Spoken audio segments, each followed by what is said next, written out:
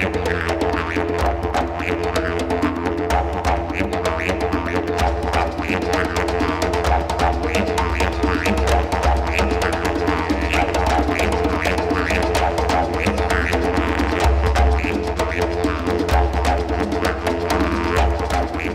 you, Dave. Now, I understand that there's a hard copy in your brochures, in your packets of my slides, so if you're in the back and it's hard to see the screen, you've got a hard copy you can look at. Well, as Dave mentioned, I do research on teacher supply, demand, and quality issues, and have been over the last decade and a half, and originally got interested in all these kinds of problems as a high school teacher. And I'm going to talk today about what I've found from the data, what the data tell us about teacher recruitment and retention problems, and in particular this huge elephant, this crisis that's bedeviling the whole nation that we keep hearing about again and again and again, and that's the teacher shortage crisis. Well, as we've been told so many times, we have this teacher shortage crisis. And it's a result of these two large demographic trends, so we're told. Increase in student enrollments, increase in teacher retirements. These two trends are colliding, and there's simply not sufficient numbers of teachers to fill all the openings in schools. Often left unsaid, of course, the bottom line is that student performance, student achievement, school performance will suffer because of this dearth of teachers. We have a supply problem. That's the conventional wisdom. The antidotes, the responses are very straightforward and reasonable. Don't have enough teachers? Let's bring more people in. And so we have dozens and dozens of very interesting initiatives at local level, at state level, at federal level. We have Troops to Teachers. There's federal money for this to persuade mid-career military people, particularly in math and science, to go into elementary and secondary teaching. We have Teach for America that wants to entice the best and the brightest of new college graduates to go into hard-to-staff schools. Most states now have alternative certification programs to ease the entry into the occupation. Some places like Massachusetts have made national news with large signing bonuses for new teachers. Some places like Baltimore recruit from the Philippines, recruit overseas. Very expensive, some of these recruitment initiatives. Some less so. All of these may be very worthwhile things to do, but I've come to the conclusion that unfortunately none of them are going to work. None of them are going to solve the problem, no matter how worthwhile or expensive or not expensive they might be.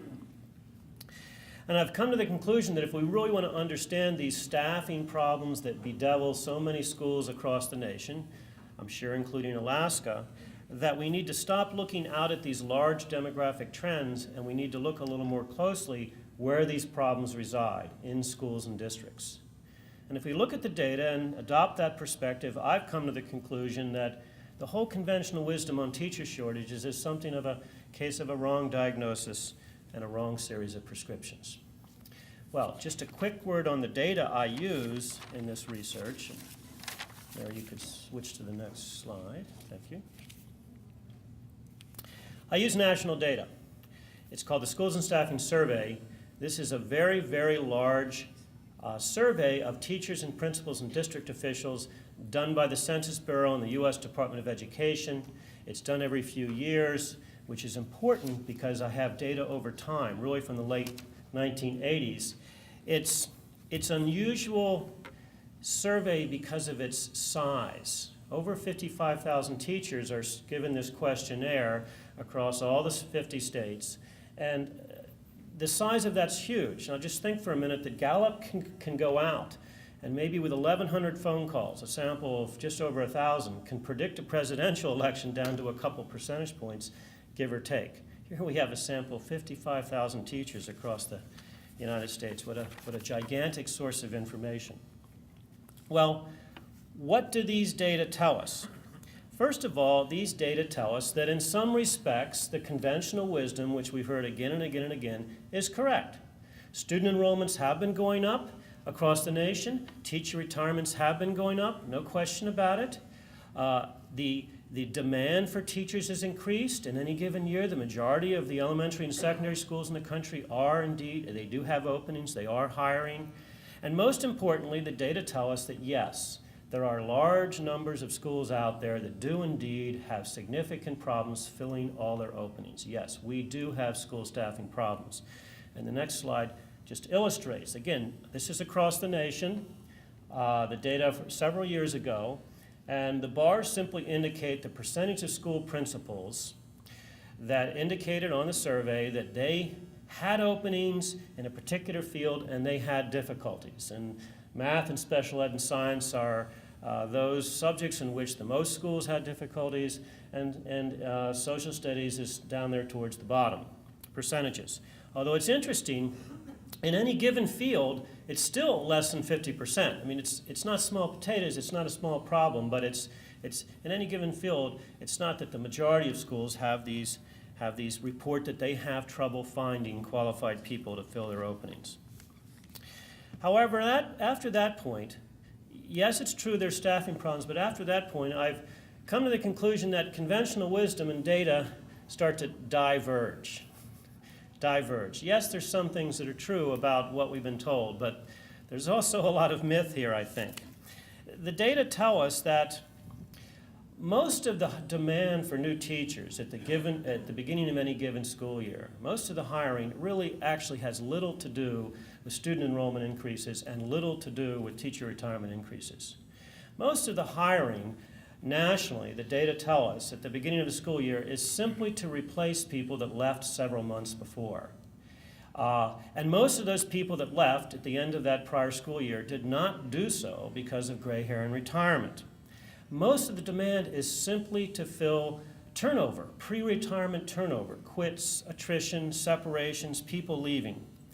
And I have a little data here in the next slide showing the rates, annual rates of teacher turnover, and this is for the nation over the last 15 years or so.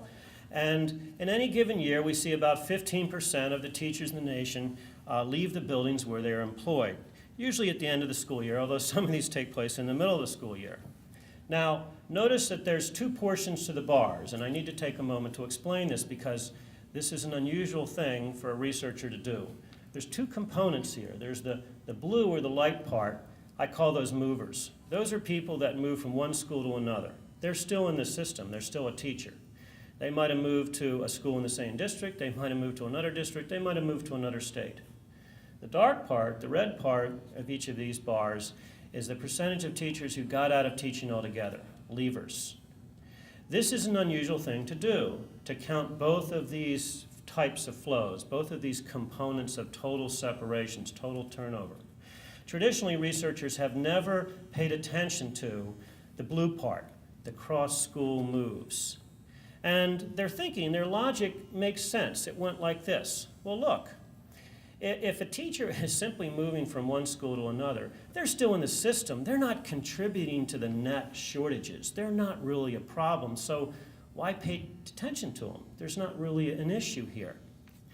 And that makes perfect sense, of course, that logic, from a larger systemic overall viewpoint. They're still in the system. It's one of these issues where the perspective, the level of analysis is very crucial.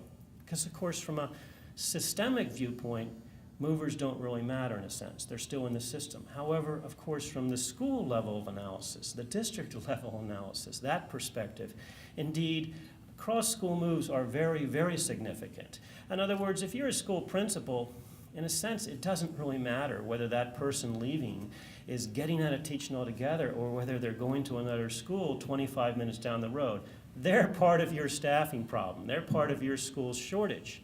It's very crucial. It's one of these level of analyses issues which so bedevil research. And you can see it makes a difference.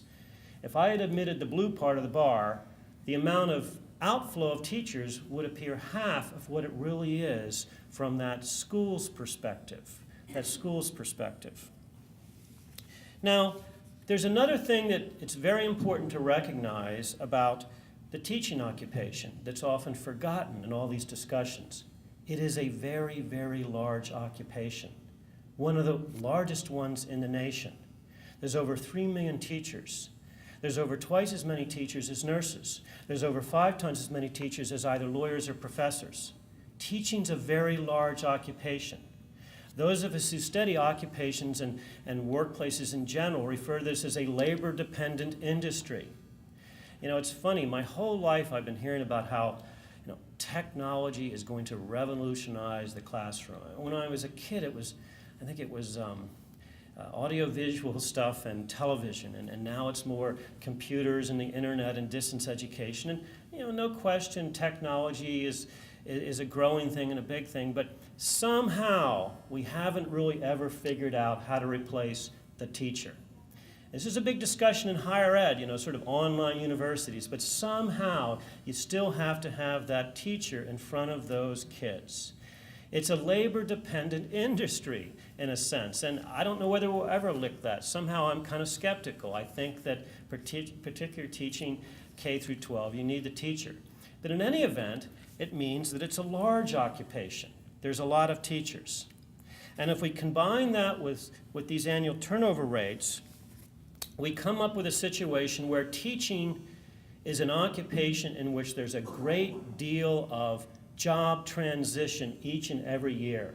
Teaching is an occupation in which there's a lot of movements into, between, and out of school buildings. And I've tried to capture that in the next slide. Switch to. This is, again, national data, and it's several years ago, but it's very representative. And I don't know how well you can see it, but on the left upper part, we have a red arrow there, and it tells us the numbers of people that came into schools at the beginning of the 99-2000 school year who hadn't been there the year before. And it's over 500,000. Over 500,000 people came into schools. Then the yellow arrow here in the lower right tells us the number of people that left schools just 10 months later at the end of that 99-2000 school year. It's again over 500,000. Importantly, it's a little larger than the red arrow. What these data tell us, that in this nation, we have over 1 million teachers, almost a third of a large occupation to begin with, who are in job transition each and every year. This is an occupation in which there's a great deal of movement in, between, and out of schools. A great deal. And it also illustrates this point that, this is a revolving door here, that the number in the yellow arrow is a little bigger than the number in the red arrow. The sense is that schools got to continue to keep up with this continual outflow of people, that there's a great deal of pressure to recruit new to simply replace those who just left. Now, there's no assumption here that all this quitting, this attrition, this turnover is bad. Not at all. Not at all. Certainly, there's some sense that you want some fresh blood to come in, that you want your low performers to move on. And it's interesting because it turns out the whole subject of employee turnover, employee attrition, employee quits and separations is a very, very important topic in schools of business, particularly management departments. There is a vast literature, a tremendous amount of research done on employee quitting and turnover across a wide range of industries, occupations, workplaces, etc. There's thousands of studies on this. It's a very big concern in the corporate sector, employee turnover. And there's a general consensus that the good firm, the good operation, both promotes and benefits from some degree of employee turnover. Again, you want fresh blood to come in there, you want to move on your less productive employees to greener pastures, so to speak. On the other hand, there's a general recognition amongst people that do this research that high levels of employee turnover are very, very costly. They have very negative consequences for any kind of work setting. And there's a big discussion about the range of negative consequences of having a revolving door, some of which are perhaps more quantifiable and measurable than others. And so I have colleagues in the School of Business who get fancy consulting contracts with industries to come up with detailed algorithms. What's the cost of employee turnover in the insurance industry? CEOs of the corporate sector often want to know this. There's lots of industries where people try try to understand this. And there's also a general recognition that the negative consequences of employee turnover are highly dependent upon the type of work that's going on.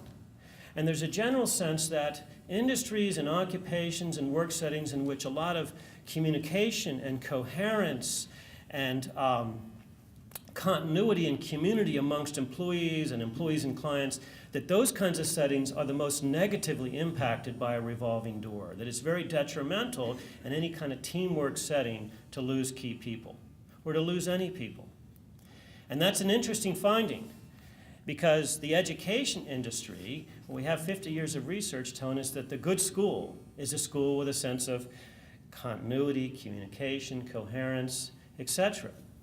And so in that kind of setting, one would have to presume that high levels of teacher turnover would have a negative effect, a lot of which are probably very difficult to assess. I mean, what's the impact of having a revolving door on the ability to mount a coherent math curriculum at the secondary level? I mean, suppose your math department has just spent several years working up a whole new curriculum and picking new textbooks and all this, and then what if a couple people quit and leave?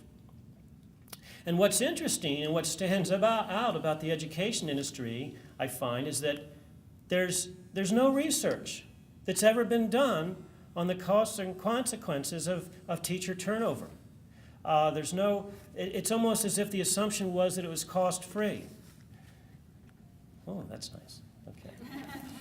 So the one recent effort was done in Texas several years ago, where they didn't go in, they wanted to get some rough sense for the state of what's the cost to the state of teacher turnover, and they didn't actually go in and look at budgets. They took some of these algorithms with other kinds of setting, and several of them, and multiplied them out, and even the most conservative estimate came to a cost of several $100 million a year to the state of Texas for a relatively average annual teacher turnover rate.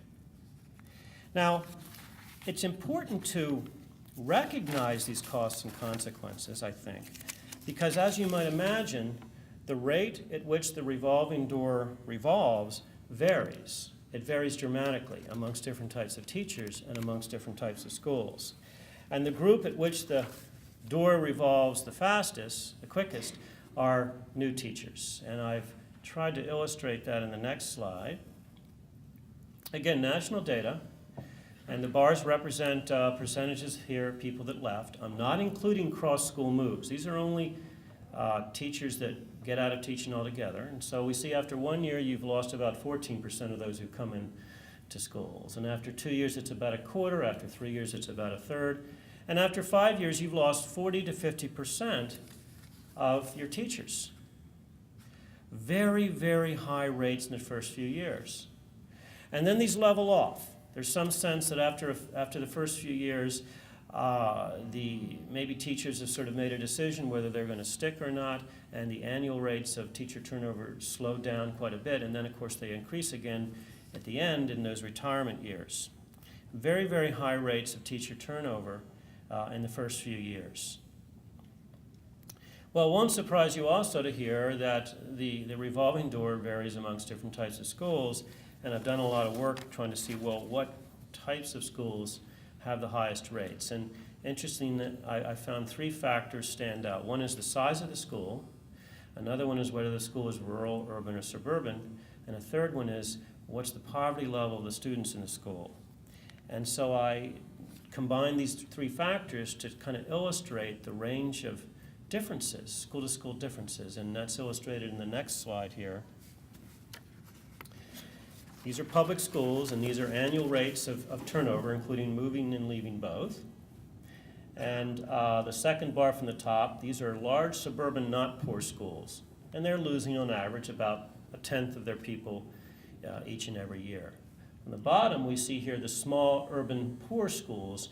They're losing over 1/4, over twice as much as other schools, and then a lot of different variations in between. And of course, these are averages. You'll have places that lose 50% of their teachers each and every year. And these are general averages here. People often ask me about the size effect here. That is, small schools have higher turnover of teachers than do large schools. And people often ask me about this because there is a small is beautiful movement out there. There's a lot of interest in small schools, and the argument's pretty straightforward that small schools are really better places for kids.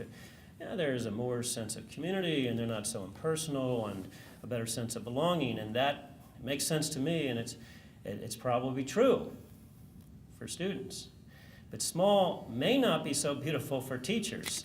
It turns out the smaller the school, the less likely teachers are to stay there. Why that is, that's an interesting question. I haven't quite gone, it's on my wish list. As a researcher, when you're looking at data, you'll find these interesting findings, and there's a flag there, and you have to make a little note to try to come back to it. Why is it that maybe small isn't quite so beautiful for teachers? I have some thoughts, I have some hypotheses, and some of you may too when we talk about that. I haven't had a chance to fully explore that. That's kind of interesting. It turns out it's also true amongst private schools. Large private schools do a much better job of keeping their teachers than do small private schools. And that's also an interesting finding. I know I'm digressing a little here, but that's an interesting finding because not only is there a movement that small is beautiful, but there's also a movement that private is superior. And indeed, small and private is supposed to be, heaven. What turns out, and maybe small private schools are heaven to some, but it turns out they leak teachers like a sieve. They have very, very high rates of annual teacher turnover, and that's an interesting and controversial finding. But my point here simply is that schools, and you won't be surprised, of course, schools vary dramatically in their rates at which they keep or lose their teachers each and every year. And this raises for me what I think is really the key question here, the important question, and that's the why question. Why? Why is there so much turnover in this occupation? And more specifically, why is it that certain kinds of schools lose so many more teachers than other kinds of schools? And of course, all of us immediately, various thoughts, guesses, hypotheses pop into our head. And I've been spending a lot of time the last few years looking at a wide range of data, trying to answer the why question. And it seems to me it's the important question, because if we don't get the why down, if we don't get the diagnosis down here, we'll never get the prescriptions right. Just why is it that some schools have, over, in this case, 2.5 times the annual rates of losses than do other schools? And I'm going to present a little data on this question, the why question. And the kind of data I'm going to present are what we call self-report data.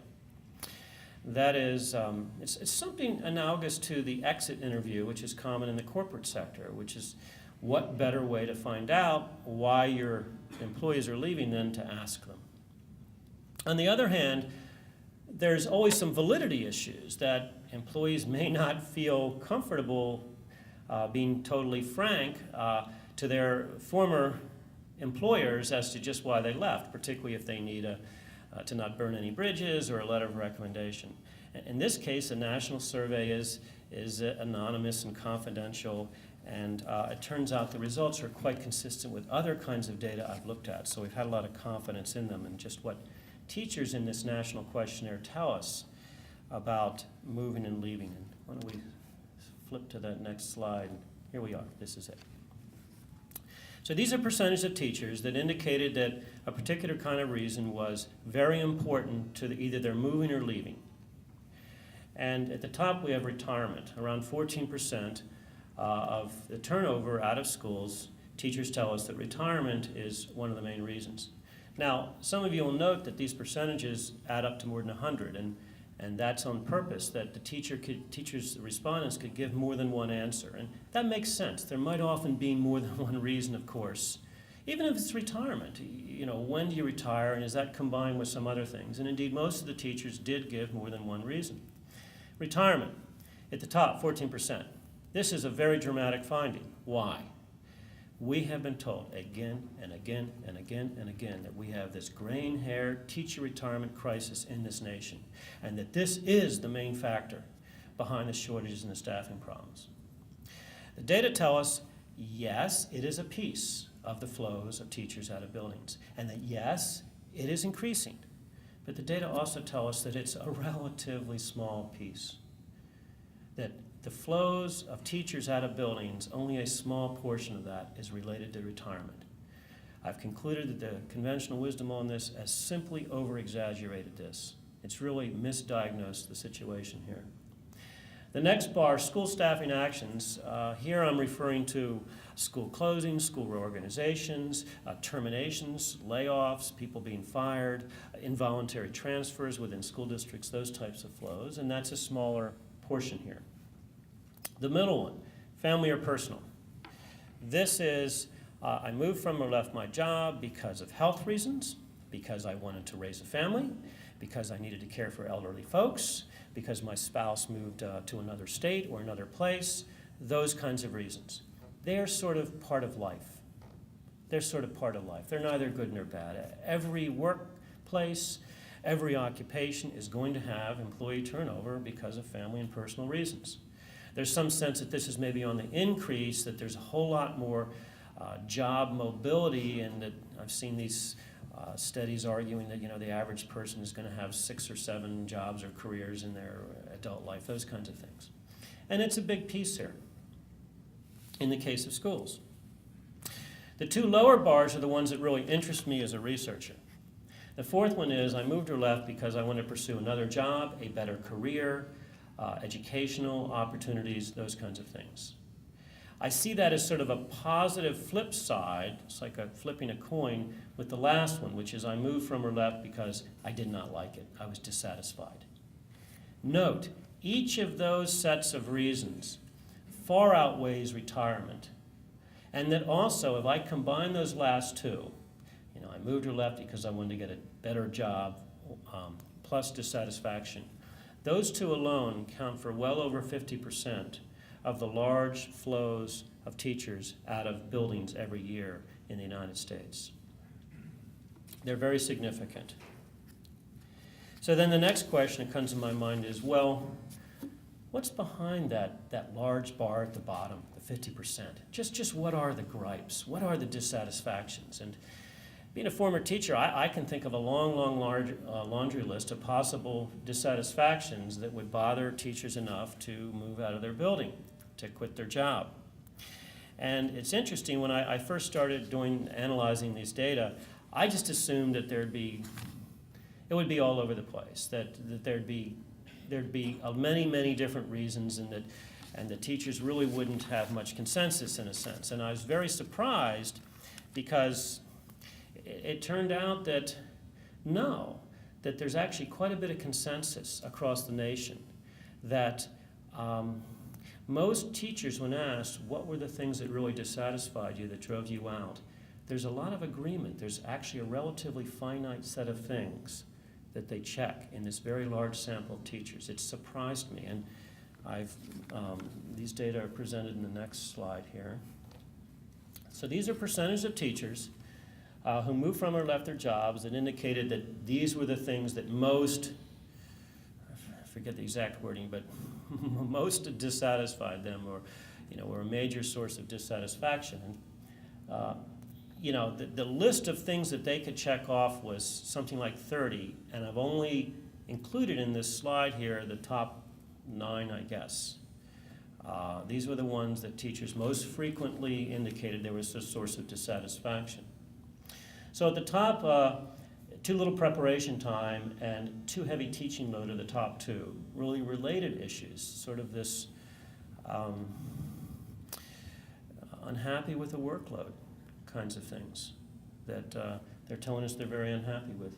Poor salaries or benefits, which is interesting. Often when I speak to legislators, they kind of throw up their hands here and say, well, yes, that's true, but it's back to that this is a large occupation. And I remember at one point President Clinton was talking about raising teacher salaries across the whole nation. And then all of a sudden we didn't hear any more discussion of that. And my own guess, this is just a guess, is that sat down with the accountants. And it turns out that if you raise all the teachers' salaries just a little across the nation, it's a very big ticket item. I'm not against raising teachers' salaries, I'm all for it, but it's one of those things that from a legislative viewpoint, it's a sober discussion. it's a large occupation, and you raise everybody's, and it costs a lot of money. Hence the enduring popularity of not raising everybody's salaries a little, but raise a few people's a moderate amount, performance pay, merit pay, those types of things.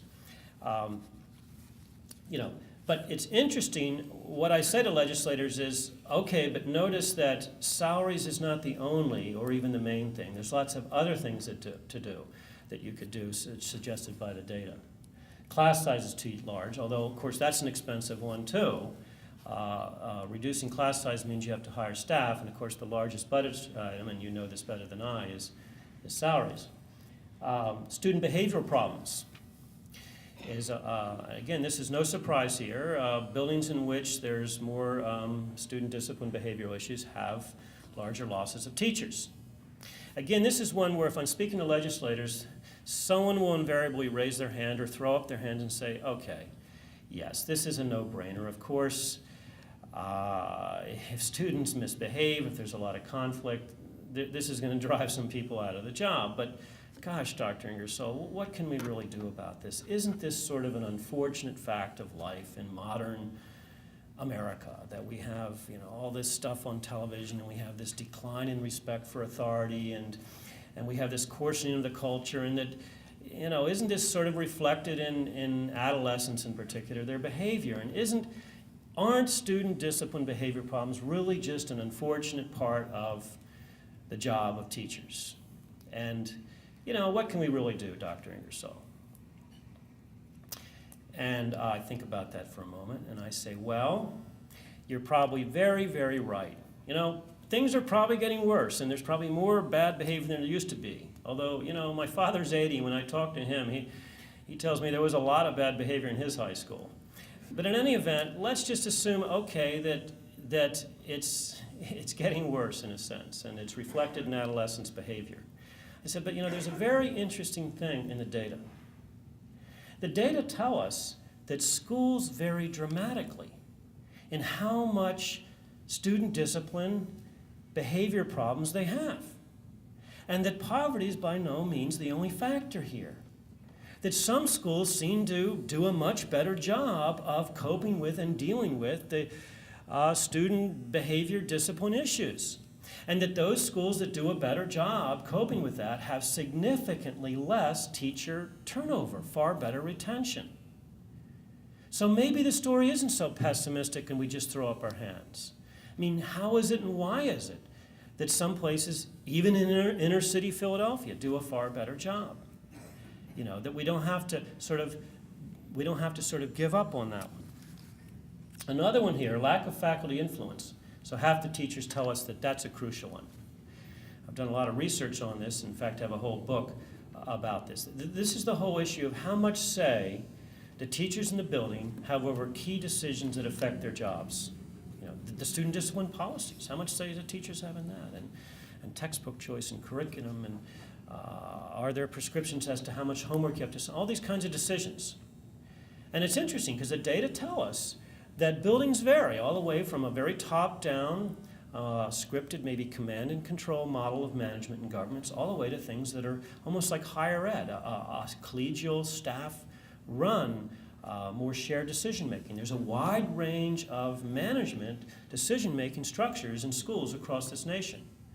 And the data tell us that those in which teachers have more input into these key decisions, not necessarily decisions that are more peripheral, but those that directly affect their work, have significantly better teacher retention. So, what's interesting to me about all these many sort of things is that a lot of them have to do with sort of the workload and how supportive the working environment is.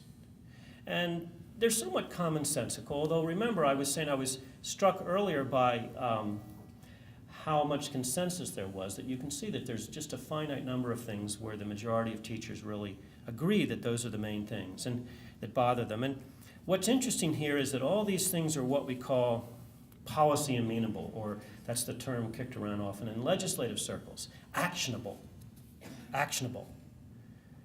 Let's just think back to that conventional wisdom. The conventional wisdom is kind of a demography is destiny kind of perspective.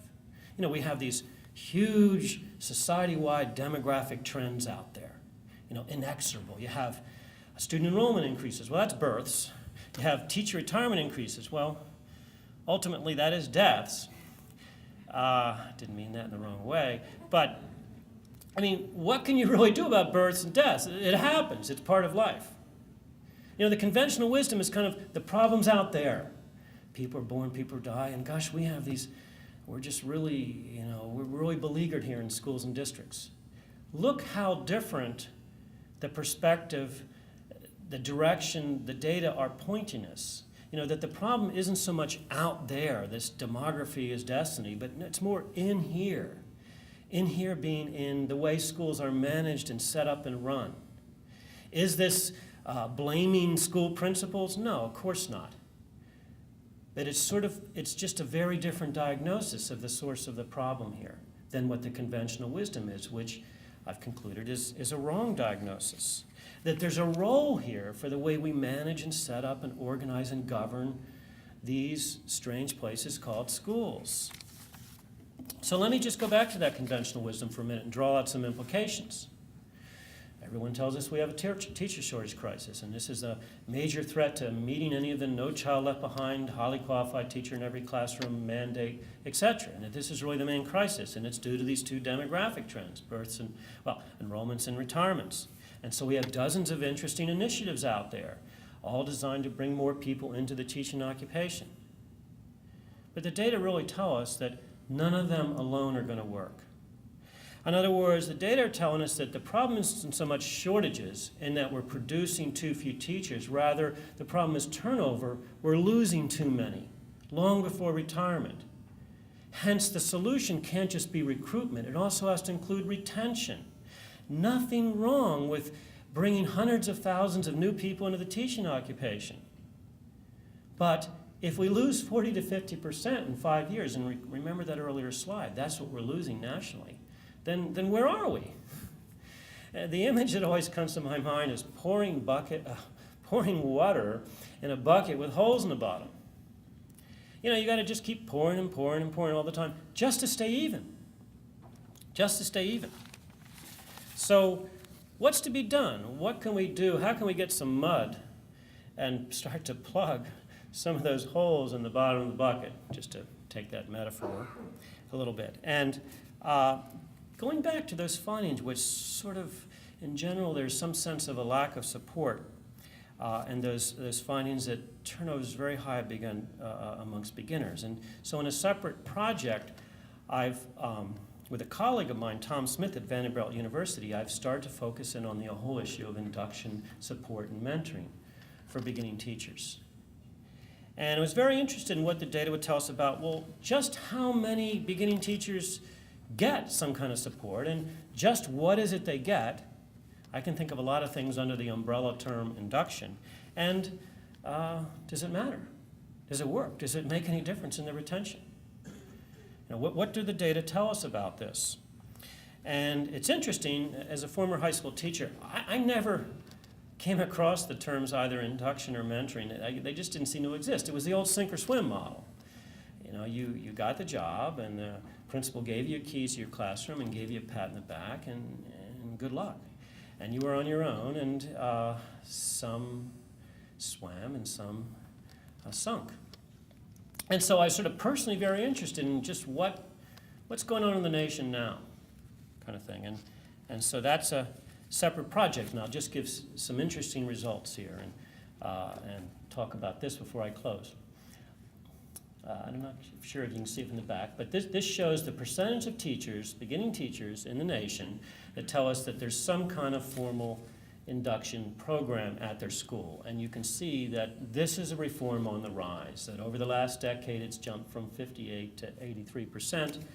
The next cycle of this data is for the 03-04 school year, and when that comes in, I'm expecting that trend line to keep going up. That the old sink or swim model is something of the past, and clearly most of the beginning teachers in the country are getting something. What is it they're getting? And that's the next slide, sort of where they're asked, and there's different, I'll walk through these. So The most frequent thing you get is some face time with an administrator, usually the principal. It may sound funny, but I can't remember, I don't think I ever sat down with the principal when I was a high school teacher. It really wasn't done. And in this case, so not ad hoc, but it's structured. First year teachers have some time where they sit down with an administrator and talk through whatever. And that's a form of support, and that's the most common one. Over 80% of the beginning teachers tell us they got that.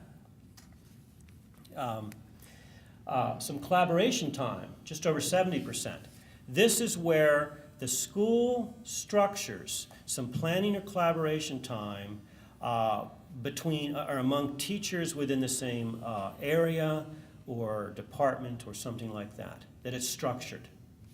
And this is a common one too. Equally common is you get a mentor. Some veteran teacher is assigned to you. And this of course varies dramatically. These data are vague in a sense. They just ask, well, did you have a mentor and were they not from your same field? And we can imagine that there's a lot of variation, everything from, yes, your mentor is someone you met with for 20 minutes over a cup of coffee in September, versus highly structured programs where the mentor has some course reduction, they're freed up, you meet with them on a weekly or bi-weekly basis, and there's a whole range of things. But in any event, that's common.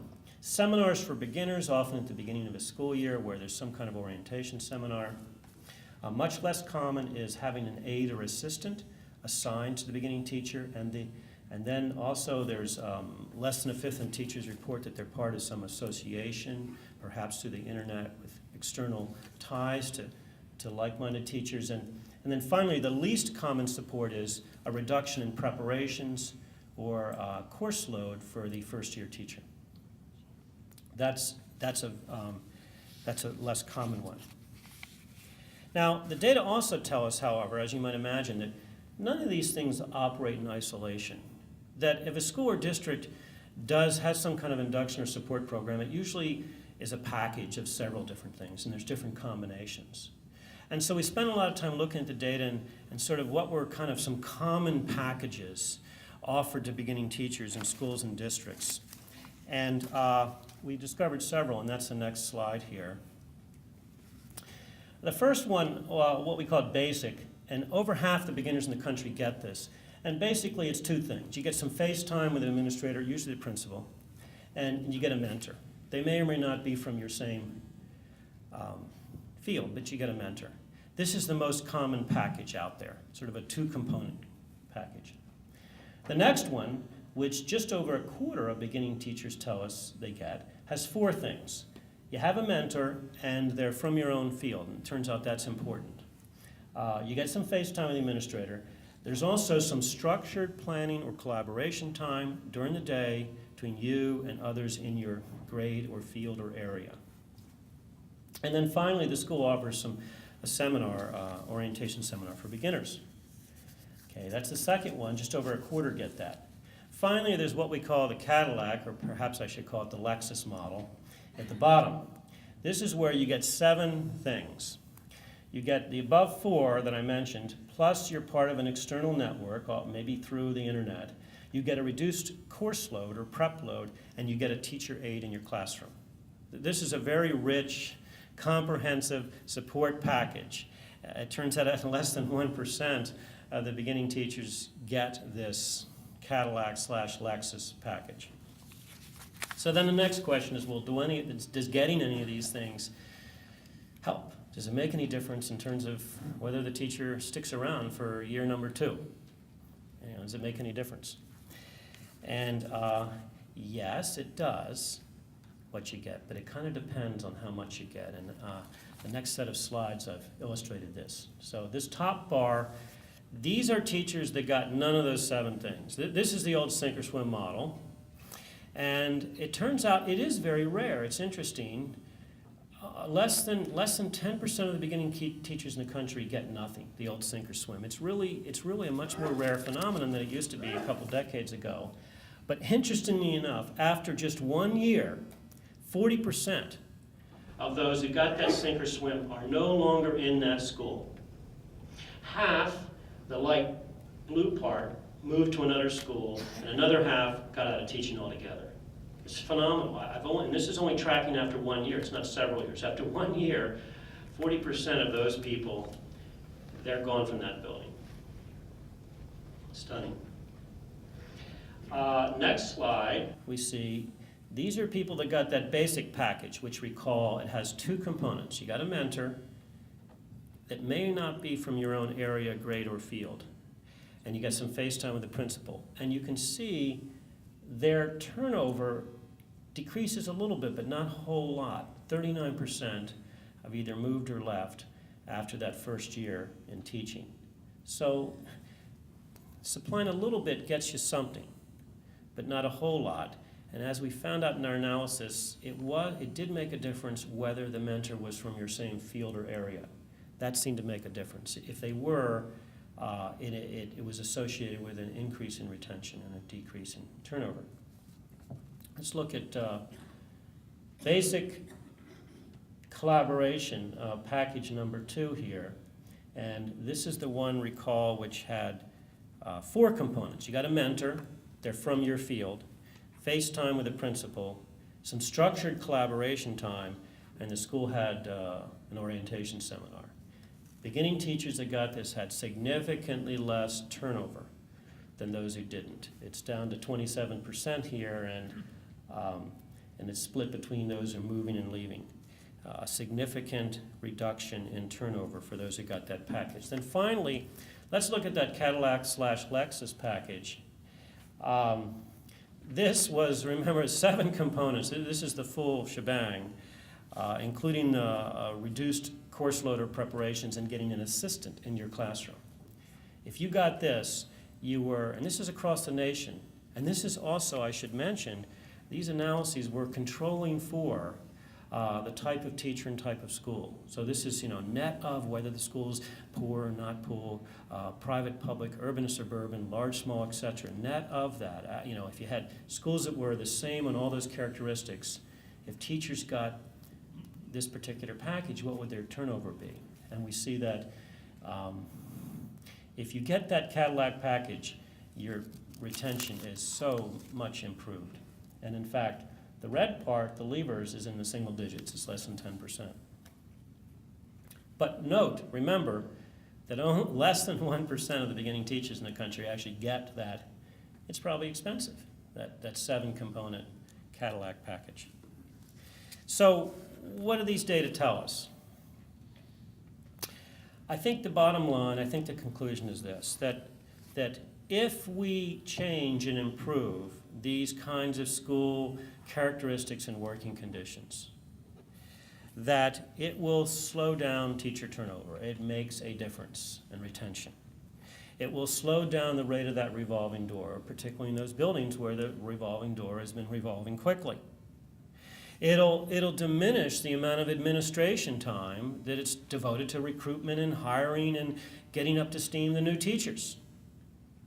Tremendous amount of time is spent in districts and schools that have a revolving door on just sort of feeding the revolving door. And it'll do a lot. It's no panacea, but a lot here towards undermining the so-called teacher shortage. And you could, and thank you. That's it. You can switch to that last slide. Oh, that should go on. Actually, I forgot this one. You can go back one here. This is just where I listed the 2 components of induction. Sorry, I forgot this one. That made the most difference, and in terms of retention. And so the mentor from the same field and common and planning time with teachers in the same subject. Those 2 seem to, in the statistical analyses, had the strongest impact. So then, thanks.